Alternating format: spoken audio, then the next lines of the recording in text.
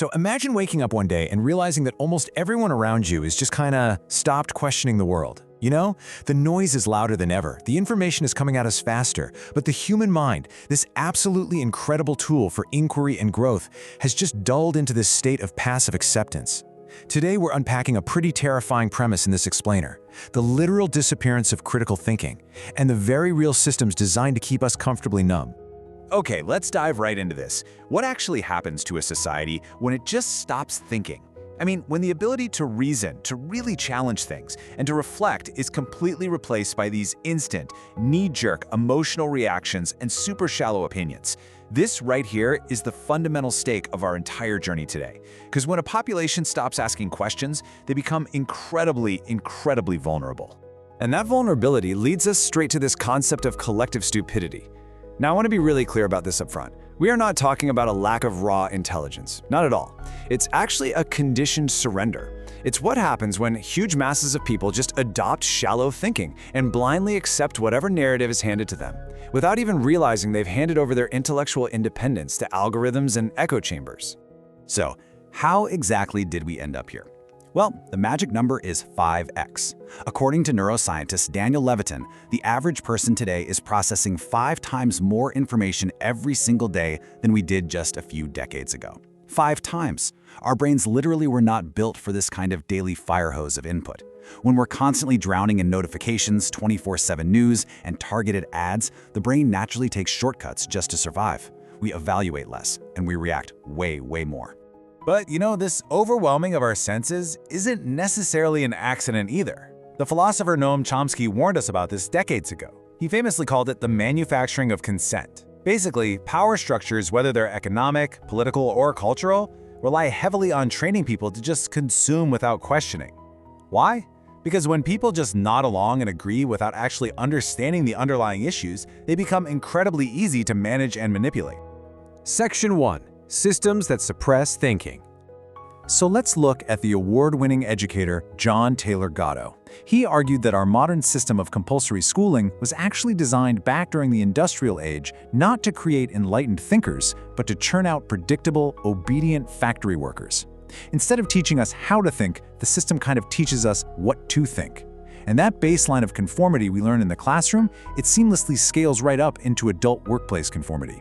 We learn super early on that questioning the consensus can have a very real cost. And then, of course, technology enters the chat.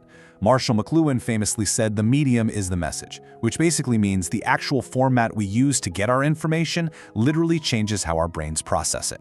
Today's digital formats totally reward speed over depth and outrage over nuance. And as neuroscientist Marianne Wolf points out, this is fundamentally rewiring our neural pathways. We skim, we constantly jump between tabs, and as a result, we're losing our capacity for deep reading and sustained attention. And those are absolute prerequisites for critical thought. Section 2. The psychology of stupidity. Now, what's really interesting about this slide is the contrast between the two ways our brains actually operate. This is based on the Nobel Prize-winning work of psychologist Daniel Kahneman. So we've got System 1, which is fast, automatic, and highly emotional. And then we have System 2, which is slow, analytical, and super cautious. The problem is, in our high-speed, modern world, we are constantly forced to stay stuck in System 1. We just don't take the time to fire up System 2, which makes us ridiculously susceptible to manipulation. Because we're perpetually stuck in that fast-thinking mode, we fall right into some pretty dangerous cognitive traps. We use social proof, right? Assuming a viral post just has to be true because hundreds of thousands of people liked it. Then we fall for confirmation bias, where we only seek out information that defends what we already believe. And perhaps the scariest one, groupthink. Social psychologist Irving Janis showed that even highly intelligent people will make catastrophic, totally irrational decisions just to maintain group harmony and avoid sticking their necks out. Section 3. The illusion of identity. The psychologist Erich Fromm made this incredibly profound observation. He said that a lot of people secretly want to surrender their freedom of thought. Now, why on earth would we do that? Well, because true freedom comes with massive responsibility. And honestly, that responsibility can be absolutely terrifying. If you actually think for yourself, you can't just hide in the comfort of the crowd anymore. You have to face the cold, hard uncertainty of truth entirely on your own. Carl Jung hits the nail right on the head here. Today, our identities have become so deeply, sacredly tied to our opinions and our political affiliations that challenging an idea feels like a direct, personal attack. This kind of cognitive dissonance is deeply threatening to our egos. We will literally do anything, even embrace absolute absurdity, just to avoid facing our own mental contradictions. So let's just pause for a second here. Are you your ideas? Really think about it. You are not your political party. You are not your social group. You are a living, breathing human being with the incredible capacity to learn and evolve. But here's the catch. That evolution can only begin the exact moment you detach your self-worth from whatever your current beliefs happen to be. Section 4. How to reclaim your mind. Okay, so how do we fix this? To reject intellectual laziness, we have to actively build our mental strength, kind of like hitting the gym for your brain. And there's a concrete sequence of practices to do just that. Step 1 is simply cultivating awareness of your own mental habits and the media you're consuming. Just start noticing when you're reacting blindly instead of actually reflecting. Once you've got that down, you move on to steps 2 and 3, which we're going to break down right now. Step 2 is metacognition. It literally means thinking about your thinking. This is the practice of just constantly asking yourself, hey, what's actually influencing my opinion right now? Am I genuinely engaging with this idea, or am I just passively absorbing it because it feels cozy and comfortable? It's essentially acting as the supervisor of your own brain. And step 3 is dialectical thinking. This one is absolutely crucial. It's having the mental flexibility and the sheer strength to hold two opposing ideas in tension at the exact same time and explore them for a deeper truth.